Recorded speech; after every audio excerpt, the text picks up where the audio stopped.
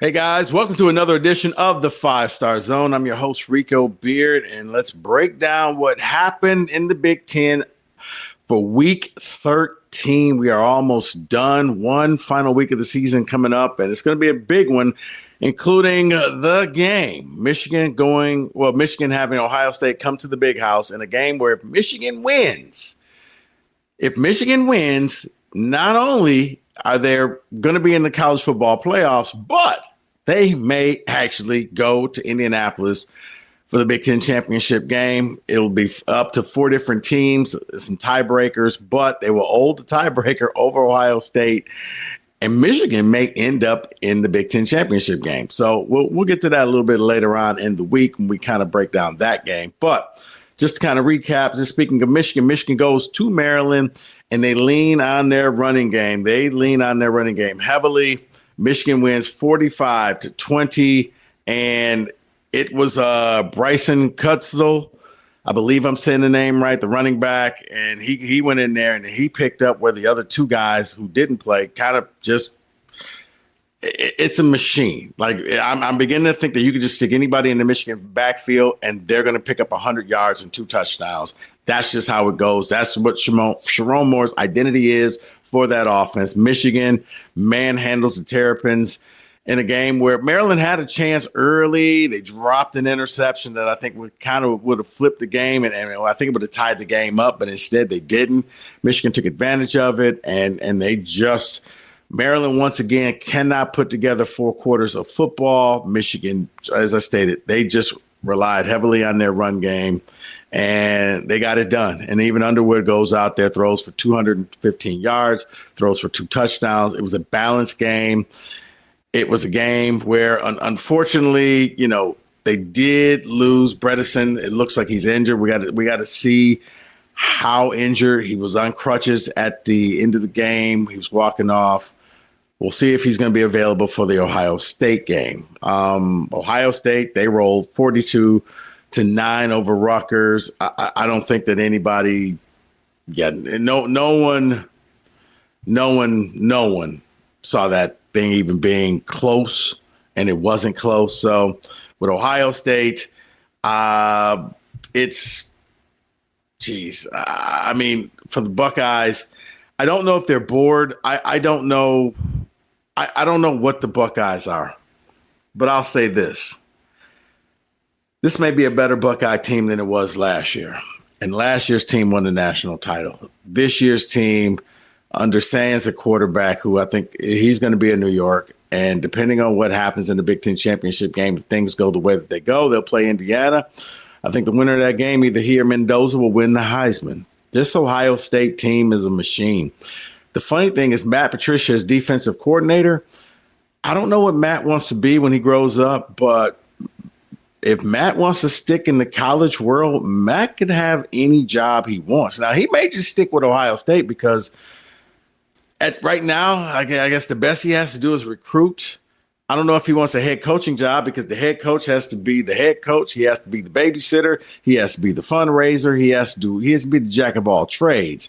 I don't know if he wants to get back into the pros, where right now it's actually easier to be a pro head coach than a college head coach.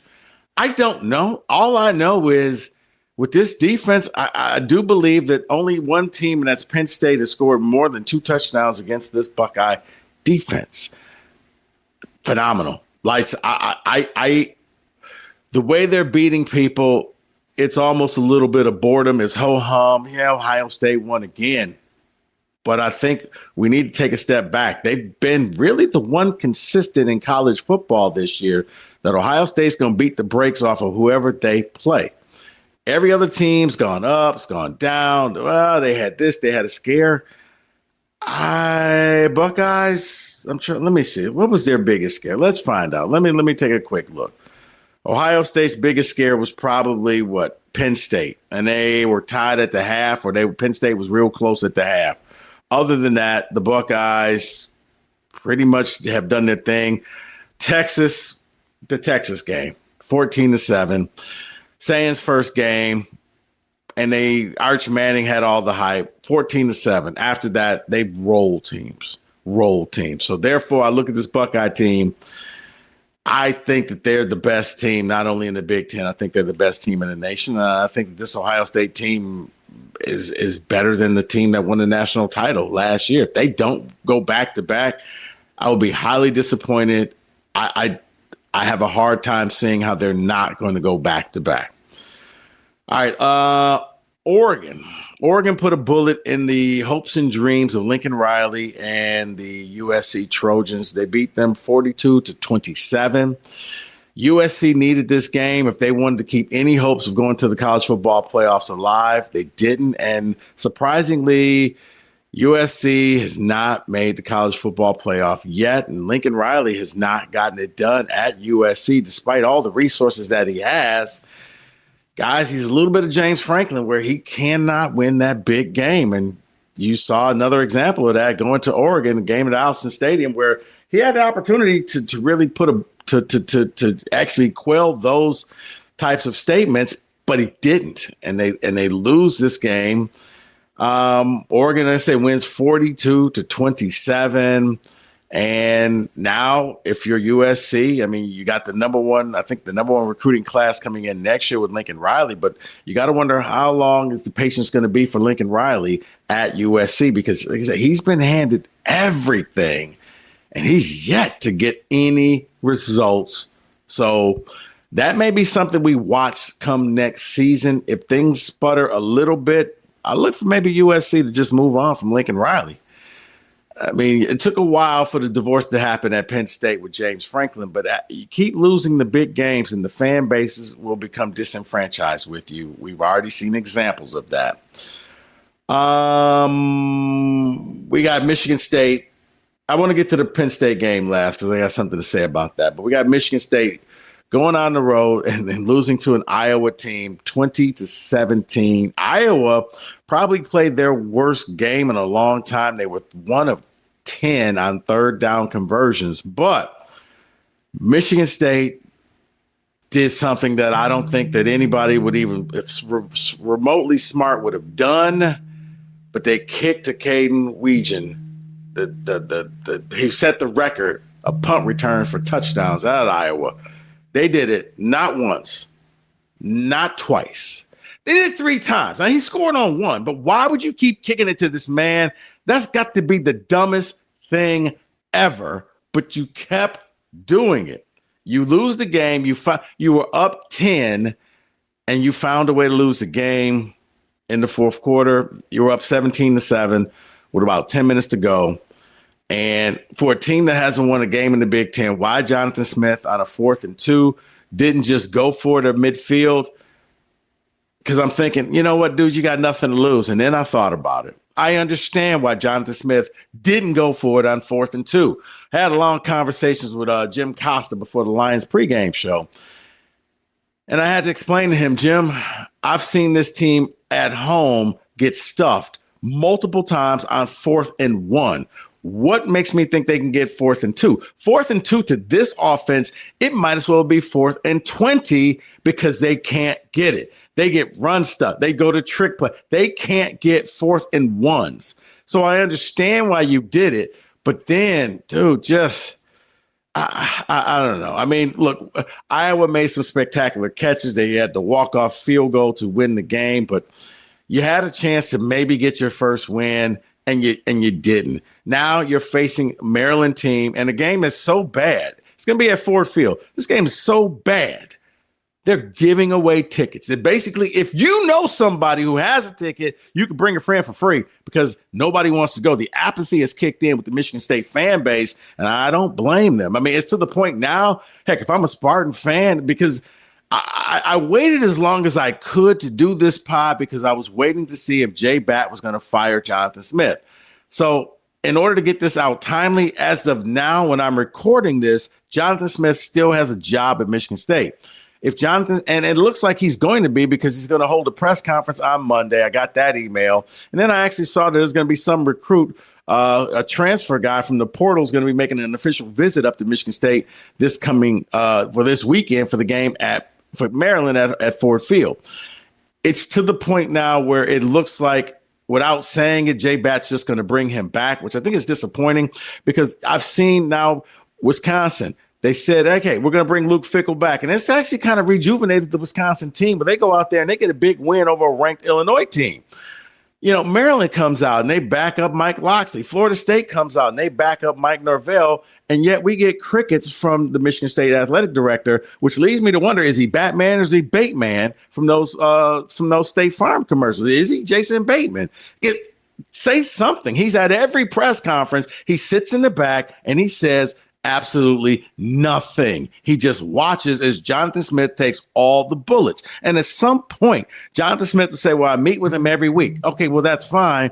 But we really would like to know what you're thinking, Mr. Bat, because you're the athletic director, because you're the guy in charge. And I get it. Most Spartan fans don't have 8, 9 figures behind their name. They don't have a bunch of zeros in their bank account, but they still want to know. Can you tell them something? Are you bringing the man back? Are you going to move on from him? Say something. You want to know why this is a huge mistake? Because this is how Jonathan Smith came to Michigan State. He said nothing. He rounded up. He had his own little circle of friends, and that's all he dealt with. He didn't have any outsiders in the group. He didn't talk to people. And right now, throughout this adversity, his team, is coming out speaking positive about him, but nobody else can because he didn't take the time to get to know anybody. And I feel like Bat is basically, it's wash, rinse, repeat. You're doing the exact same thing that Jonathan Smith did. Nobody knows what you're thinking, and you're happy with that. That's fine. But I promise you, you blow this, and in a year, people are going to be coming with pitchfork and torches for you and wanting you fired because they won't have any attachment to you. They won't have any knowledge of what you're thinking. You know what you're thinking, and that's the way you want to keep it. That's fine. If you want to be that way, you better knock it out the park with what happens in the next couple of weeks, or else you're going to be on the hot seat because I think Spartan fans are done. If I'm a Spartan fan, look, going to that Maryland game, you probably got hooked in the tickets. I would just wear my Lions gear. I would just put on my best Detroit Lions gear. And maybe when you look up in the stands and see all the Honolulu blue and silver and not green and white, you'll realize that people are fed up with this. What's going on with this team? You should not be able to go winless in the Big Ten and keep your job. You just shouldn't. Purdue fired their coach last year for doing that. And you look at the turnarounds. Guys, I'm not saying Kirk Cignetti because I know that's the fault. Oh, you want to be Cignetti? Yeah, it'd be nice. But no, I mean, I look at Northwestern, and 2 out of the last 3 years under a new head coach, they're going to go to 2 bowl games. And yeah, nobody really cares about the 6-6 bowl games, but at least you get 15 extra practices. You get to build upon something. Right now, if Jonathan Smith loses next week, let's just say he loses the game to Maryland, he would have to go 10-2 in the next season if they brought him back to break even at Michigan State. And that's giving him credit for the games that the NCAA has taken him away from him. So just to put things in perspective, you keep finding ways to lose. I don't want to hear they played hard, losing sucks, and blah, blah, blah, and they're all shucks. I don't even think if you went out and beat the brakes off of Maryland, I don't think State fans care. Jonathan Smith has issued in the worst era of Michigan State football, and I don't say that lightly. He has no signature victories. He has nothing to hold on to. If Jonathan Smith were to get fired, and I say, okay, well, name the good thing about Jonathan Smith, you would say, well, he beat a Boston College team in double overtime, but I would say that Boston College team, I think, has 1 or 2 victories this year. They're not very good. What else? He brought Aiden Childs with him. Well, Aiden Childs not your quarterback anymore, and he's hurt. So we'll see, if he ever plays again or if he just transfers. I don't know what he's done. Look, you can go back to I thought Bobby Williams was the worst coach ever, but he had the walk-off victory at against Florida. Bobby's beaten, the University of Michigan in that game. But then I look at even Jonathan Smith had the greatest comeback ever in college football for a while in that game against Northwestern. I mean, we don't have to speak about D'Antonio. Heck, Tucker, like him or not, I mean, Tucker had 2 victories over Michigan. Tucker had the Peach Bowl game. There were games that they went out there and they won. He beat Saquon Barkley when he was at Penn State in a game that took forever. Jonathan Smith is nothing. It's nothing. So why you're holding on to him, why you're going to bring him back. If you bring him back, in my opinion, you are throwing away not only this year, you're throwing away next year, because I believe he'll be on the hot seat. And I don't care how much resources you throw at him. I think the fan base has lost any kind of feelings for him. You've reached the point of apathy where they don't care. Where, heck, if I was bad, I would turn Michigan State into UConn, and I would give all the money to the basketball team, and I would give it to the hockey team and the women's team before I give it to the football team, because at least those other three programs win, whereas Spartan football doesn't anymore. It's an all-time low. All-time low. Fight me on this. Go look it up. Show me where it may have been worse. I can only go back to the times that I've been watching Spartan football. This is all-time low. Even though the Perlis era is like, they won games. Like, this guy has yet to win a game where you're like, you could feel proud of him and say, yeah, we beat Team X. Man, you find ways to lose every week. That's about it. All right, finally, Penn State and interim coach Terry Smith defeats Nebraska. Penn State 2 games in a row. They defeat Nebraska 37-10. And I'm going to say this. If I'm Penn State, you saw at the end of the game all the offensive linemen, the 5 offensive linemen standing in unity. You saw the players holding up signs saying hashtag hire Terry Smith. We stand with him. If I'm Penn State, Terry Smith, and for those who don't know, he was a wide receiver under Joe Paterno. He was one of the big-time recruiters under James Franklin. He bleeds blue and white through and through. Maybe if you're Penn State, you may want to just kind of do what Michigan did with Sharon Moore, and you give him that year and you let him fill in. Or I spoke about Bobby Williams. It didn't work out well for Bobby Williams, but he became the interim coach who became the head coach. Give him the job. Let him see what he could do for 1 year. You don't have to pay him a ton of money, and it's on a prove it deal. If he could prove it, you keep him. If you don't, I think you'll have a better shot at getting a better class of coaches next year. Look, even though you fired James Franklin early in the year, I thought you would get the jump on people. But right now, it looks like with the Florida job and all these other jobs, I don't know if you're going to get that guy. And when Lane Kiffin is the best candidate out there, and Lane Kiffin's won nothing, people. He's won absolutely nothing, and he's about to grift his way to the top. Maybe you take a deep breath and you do a deep dive and you kind of keep an eye on some different people. But right now, Terry Smith would keep this team together. He may be able to keep you about 80% of your recruits so that they don't follow James Franklin to Virginia Tech. And as I stated, he is one of your own. So I think if you're Penn State, maybe you just give him a 1 year kind of thing, see what happens. And if it doesn't work out, then you can move on. Then you could go out and really go out there and get somebody.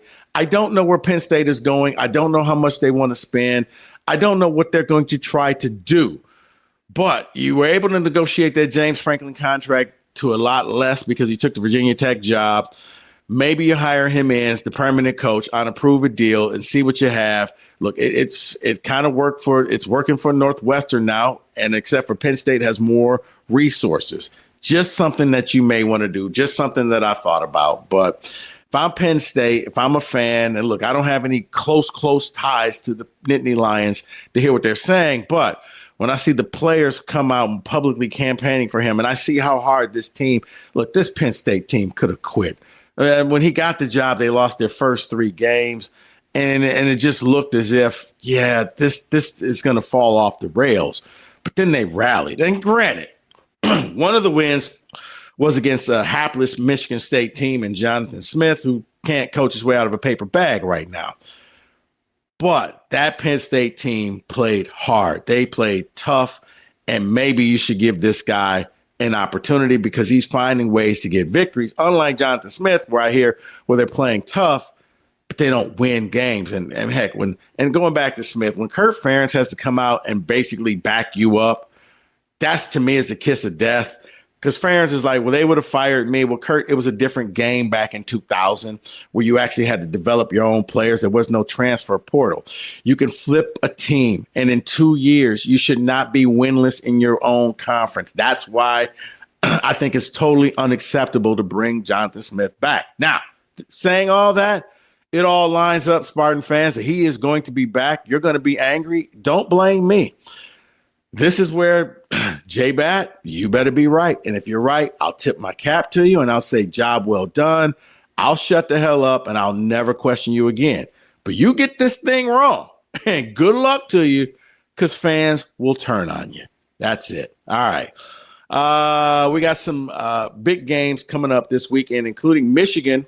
If Michigan wins this game, they'll be the 4th team for the Big Ten to go to the college football playoff. If Michigan loses to Ohio State, the Big Ten will only send 3 teams. It'll be Ohio State, Indiana, and Oregon. So a lot on the line in Ann Arbor for Sharon Moore and those Wolverines. Can you make it 5 in a row over this Buckeye team? A Buckeye team that they look like a machine. But last year, they looked like a machine. And Michigan spat in their face and said, you know what? We're going to play our style of game at Columbus. And you forced Ohio State to do exactly what you wanted to do. And somehow, even though Ohio State was a double-digit favorite in that game, you walked away with that game. And I do believe that, look, Ryan would have been fired had he not won the national championship. I don't think that I don't think that they would have brought him back. I think losing to Michigan that many times was just going to be too much for the Buckeyes, but they didn't, and they won the game. And now you got to wonder, can Michigan make it 5 in a row, or will Ryan Day finally break through and give Buckeye fans the one thing that they want, the final jewel to that infinity gauntlet that they've been looking for? Because they won the national title, but it was tainted. It was tainted, Buckeye fans. I know you won, and you're like, I'd rather lose to Michigan 100 times than win the national title.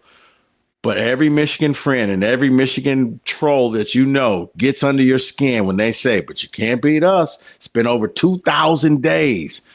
You used to keep a countdown clock when you would beat Michigan for that long, when it was under Urban Meyer. Now you're on the other side of that countdown clock, and you don't like it. If you're Coach Moore, you got all the incentive in the world because it's all in front of you with a freshman QB.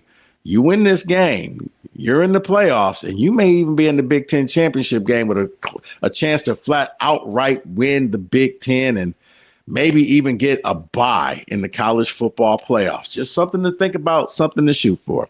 All right.